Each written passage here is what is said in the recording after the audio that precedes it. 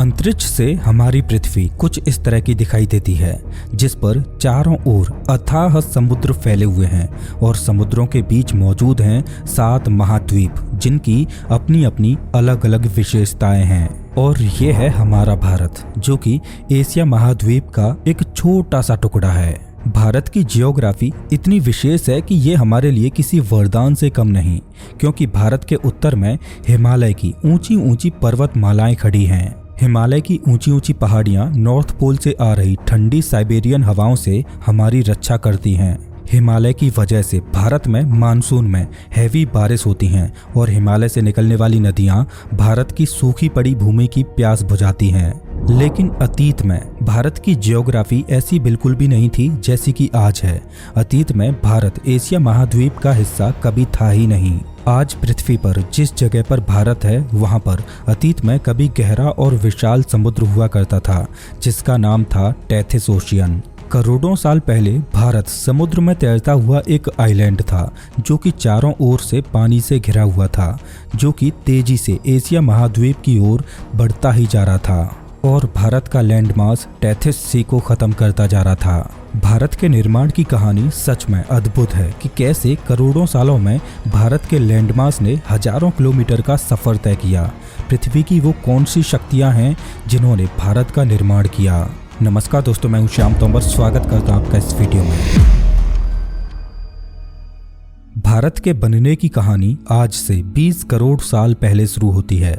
आज धरती पर जितने भी कॉन्टिनेंट्स मौजूद हैं, Asia, Africa, north America, south America, Antarctica, Europe और ऑस्ट्रेलिया, ये सभी कॉन्टिनेंट्स आज से करीब 20 करोड़ साल पहले आपस में जुड़े हुए थे। उस समय धरती पर सिर्फ एक ही सुपर कॉन्टिनेंट मौजूद था, पेंजिया, और आज दिखाई देने वाले 7 महाद्वीप पेंजिया कॉन्टिनेंट में कुछ इस प्रकार से जुड़े हुए थे, जिसमें आप अपने भारत को भी देख सकते हो। इस समय पेंजिया सुपर कॉन्टिनेंट पर अलग अलग प्रजातियों के जीवों का राज चल रहा था।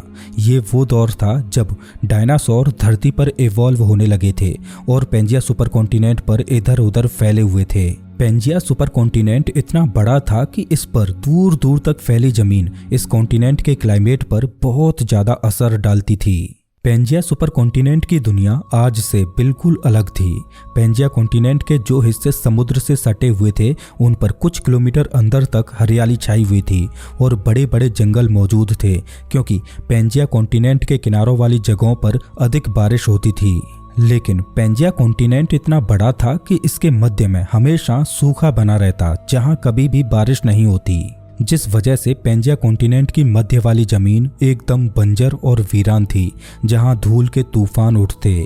आज से करीब 20 करोड़ साल पहले ये पेंजिया सुपर कॉन्टिनेंट 2 बड़े भागों में टूटने लगा, जिससे 2 नए सब कॉन्टिनेंट्स का निर्माण हुआ।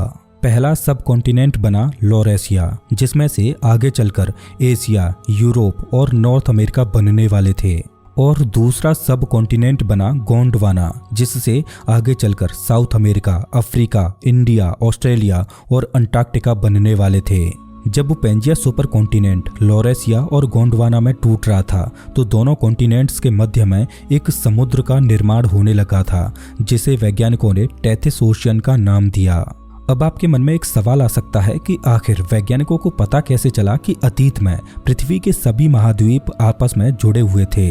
तो इसका जवाब ये है कि 20वीं सदी की शुरुआत में एक जर्मन वैज्ञानिक एल्फ्रेड वेगनर ने नोटिस किया कि साउथ अमेरिका का पूर्वी तट अफ्रीका के पश्चिमी तट के साथ एकदम सटीक बैठता है, जैसे मानो ये दोनों एक पहेली के 2 टुकड़े हों।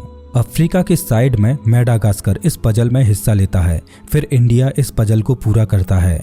अगर आप दुनिया के मैप को देखो तो आपको दिखाई देगा कि कई देशों के समुद्री तट एक दूसरे के पजल पीस की तरह दिखाई देते हैं, जैसे ब्राजील और अफ्रीका। एल्फ्रेड वेगनर ने सिर्फ पृथ्वी की ज्योग्राफी पर ही ध्यान नहीं दिया, बल्कि उन्होंने ये नोटिस किया कि 2 अलग अलग कॉन्टिनेंट्स के किनारों पर समुद्र के इस पार मौजूद फॉसिल समुद्र के दूसरी साइड मौजूद फॉसिल से बिल्कुल मेल खाते हैं। अब 2 अलग अलग कॉन्टिनेंट्स के बॉर्डर, जिनके बीच विशाल समुद्र मौजूद है, उनके बॉर्डर्स पर सेम तरह के फॉसिल्स का मिलना ये दर्शाता है कि अतीत में कभी ये दोनों कॉन्टिनेंट्स आपस में जुड़े हुए थे।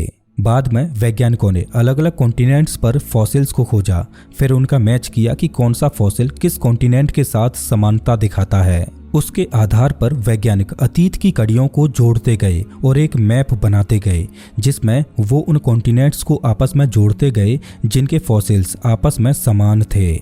जब पूरा मैप बनकर तैयार हुआ तो मैप कुछ इस प्रकार बना कि अतीत में पृथ्वी के सभी कॉन्टिनेंट्स आपस में जुड़े हुए थे। हालांकि शुरुआत में तो पेंजिया सुपर कॉन्टिनेंट की थ्योरी पर किसी को भी विश्वास नहीं हुआ था, लेकिन जब हमारी टेक्नोलॉजी एडवांस होने लगी तब हमें पता चला कि सच में अतीत में पृथ्वी पर सिर्फ एक ही महाद्वीप मौजूद था, जिससे टूटकर 7 अलग अलग कॉन्टिनेंट्स का निर्माण हुआ। लेकिन यहाँ पर एक सवाल सामने आता है कि वो कौन सी शक्ति है जिसने अलग अलग महाद्वीपों का निर्माण किया। तो उस महाशक्ति को जानने के लिए हमें पृथ्वी के उस दौर में जाना होगा जब पृथ्वी का निर्माण हो रहा था। ये तो हम सभी जानते हैं कि हमारे सूर्य और सौरमंडल के सभी ग्रहों का निर्माण एक सोलर नेबुला से हुआ है और हमारी पृथ्वी भी उस सोलर नेबुला में मौजूद गैस और धूल के बादलों से बनी थी। शुरुआती दौर में हमारे सौरमंडल में करीब 100 से भी ज्यादा छोटे छोटे प्लैनेट्स का निर्माण हुआ था, जिनका ऑर्बिट अनस्टेबल था। धीरे धीरे ग्रेविटी से प्रभावित होकर ये छोटे छोटे प्लैनेट्स एक दूसरे से टकराने लगे और उसी दौर में एक मंगल ग्रह जितना बड़ा थिया नामक प्लैनेट हमारी धरती से भी टकराया था। वो टकराव इतना भीषण था कि उससे इतनी हीट पैदा हुई कि हमारी पूरी पृथ्वी पिघले हुए लावे की एक बॉल बन गई। पृथ्वी में मौजूद भारी एलिमेंट्स पृथ्वी की कोर में इकट्ठे होने लगे और हल्के एलिमेंट्स सतह पर आने लगे, जिनसे ठंडे होकर पृथ्वी की क्रस्ट का निर्माण हुआ और पृथ्वी की क्रस्ट के नीचे पृथ्वी में मौजूद सारी हीट ट्रैप होकर रह गई और वो हीट आज भी पृथ्वी की कोर में कैद है। पृथ्वी की कोर का तापमान सूर्य की सतह के बराबर है, जो कि लगभग 6000 डिग्री सेल्सियस है। पृथ्वी की कोर के गर्म होने का दूसरा कारण ये है कि पृथ्वी की कोर में मौजूद हैवी एलिमेंट्स डिके होते रहते हैं, जिससे पृथ्वी की कोर में हीट पैदा होती रहती है और पृथ्वी की गर्म कोर ही वो शक्ति है जिसकी वजह से पेंजिया कॉन्टिनेंट अलग अलग महाद्वीपों में टूट गया। पृथ्वी की कोर की वजह से ही हिमालय का निर्माण हुआ। चलिए जानते हैं कि पृथ्वी की कोर ने पृथ्वी की जियोग्राफी को कैसे बदला। पृथ्वी की कोर में मौजूद हीट बाहर निकलना चाहती है, जो इसके ऊपर मौजूद मेंटल में कन्वेक्शन करंट पैदा कर देती है। कन्वेक्शन करंट एक तरह से फ्लूइड का सर्कुलर मोशन होता है। जैसे गर्म हवा ऊपर उठती है और ऊपर जाकर वो हवा ठंडी हो जाती है और वो ठंडी हवा फिर से नीचे आने लगती है और नीचे आकर वो ठंडी हवा फिर से गर्म हो जाती है और गर्म होकर वो हवा फिर से ऊपर उठने लगती है। ये साइकिल निरंतर चलती रहती है। इसी को कन्वेक्शन करंट कहा जाता है। अगर आप किसी बर्तन में पानी को उबालो तो बर्तन में मौजूद गर्म पानी ऊपर उठने लगता है और ठंडा पानी नीचे जाने लगता है। ये भी कन्वेक्शन करंट का एक उदाहरण है। इसी तरह से पृथ्वी की मेंटल में कन्वेक्शन करंट पैदा होते हैं। कन्वेक्शन करंट की वजह से लावा पृथ्वी की प्लेट्स के क्रैक से बाहर निकलने की कोशिश करता है। जब लावा ऊपर उठकर ठंडा होता है तो वो जमकर प्लेट्स के क्रैक के बीच चिपक जाता है, जिस वजह से दोनों प्लेट्स के बीच मौजूद क्रैक भरता जाता है। लेकिन पृथ्वी की कोर में इतनी ज्यादा हीट है कि कन्वेक्शन करंट की वजह से वो लावा पृथ्वी से बाहर निकलने के लिए हर संभव प्रयास करता है। लेकिन जो लावा पहले निकला था, जिसने ठंडा होकर क्रैक के मुहाने को छोटा कर दिया था, उस जगह पर प्रेशर बढ़ने लगता है।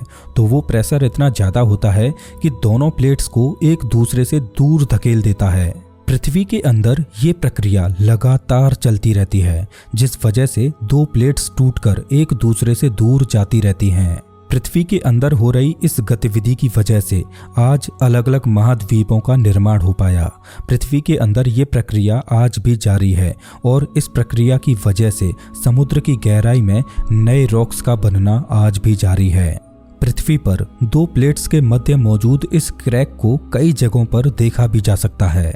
दोस्तों, पृथ्वी की क्रस्ट और मेंटल का ऊपरी भाग बड़े बड़े हिस्सों में विभाजित है, जिसे टेक्टोनिक प्लेट्स बोला जाता है। पृथ्वी की ये बड़ी बड़ी प्लेट्स ओशियानिक क्रस्ट और कॉन्टिनेंटल क्रस्ट से मिलकर बनी हैं। टेक्टोनिक प्लेट्स के जो किनारे होते हैं उन्हें प्लेट बाउंड्रीज बोला जाता है।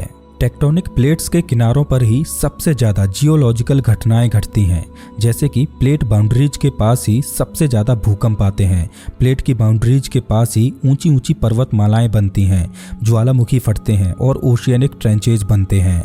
टेक्टोनिक प्लेट्स में होने वाली इस मूवमेंट को कॉन्टिनेंटल ड्रिफ्ट बोला जाता है।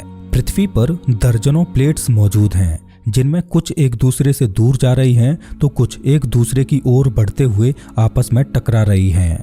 कोई कोई प्लेट इतनी बड़ी होती है कि उसके नीचे मौजूद हीट को बाहर निकलने के लिए कोई रास्ता नहीं मिलता, तो वो हीट उस प्लेट की क्रस्ट पर इतना प्रेशर लगाती है कि क्रस्ट को तोड़कर बाहर निकल आती है, जिसे हम ज्वालामुखी भी बोलते हैं।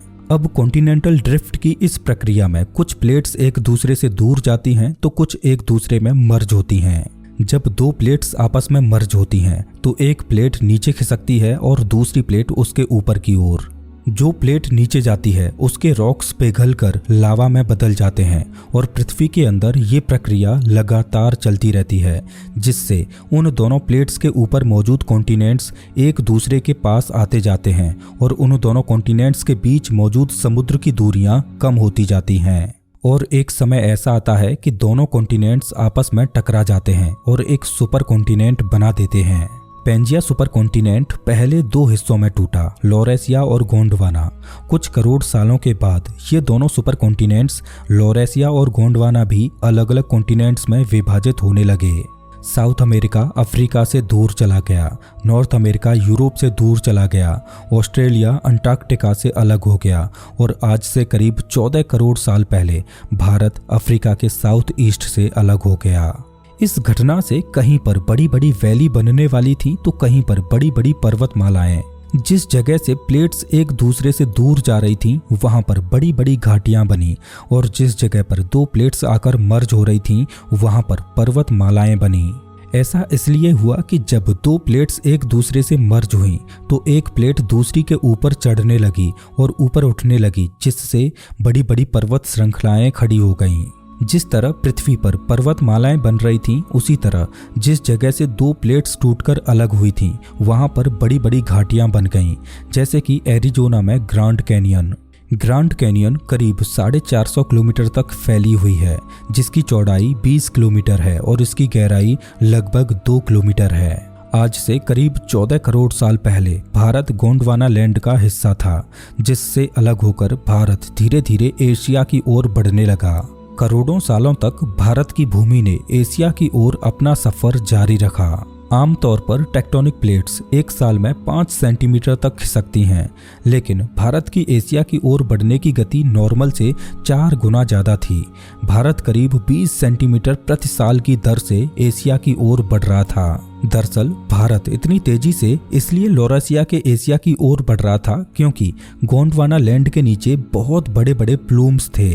दरअसल पृथ्वी के अंदर इस तरह के प्लूम्स बनते हैं। ये प्लूम्स पृथ्वी की कोर में मौजूद हीट को पृथ्वी की ऊपरी लेयर मेंटल तक पहुंचाते हैं।